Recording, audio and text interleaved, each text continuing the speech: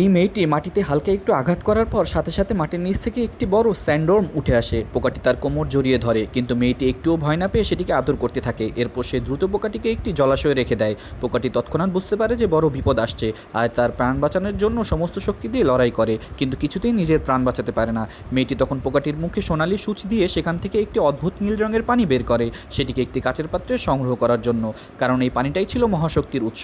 যখন সে পানিটিকে তাদের সর্দার জাদুকরকে উৎসর্গ করে, তখন সর্দার জাদুকর বলে তার সময় শীঘ্রই শেষ হবে, তাই তার উত্তরাধিকারী নতুন জাদুকরকে সেই পানিটি খাওয়াতে। মেয়েটি তখন সেই নতুন জাদুকরকে পানি দেয়। নতুন জাদুকর সেই পানি পান করার পর গভীর ঘুমে চলে যায়, আর সবাই মনে করে যে সে বেঁচে নেই, কিন্তু সর্দার জাদুকর জানায় সে আসলে দেবতার পরীক্ষা নিচ্ছে। তৎক্ষণাৎ জাদুকরের প্রেমিকা তার চোখের জল পানিটির সাথে মিশিয়ে জাদুকরটির ঠোঁটে লাগিয়ে দেয়। 1 সেকেন্ডের মধ্যে নতুন জাদুকরটি জীবিত হয়ে ওঠে। এরপর নতুন জাদুকর সর্দার হওয়ার মর্যাদা পায়, আর এরপর থেকে পুরুষরা আরও শক্তিশালী স্যান্ডওয়ার্ম নিয়ন্ত্রণ করতে শুরু করে।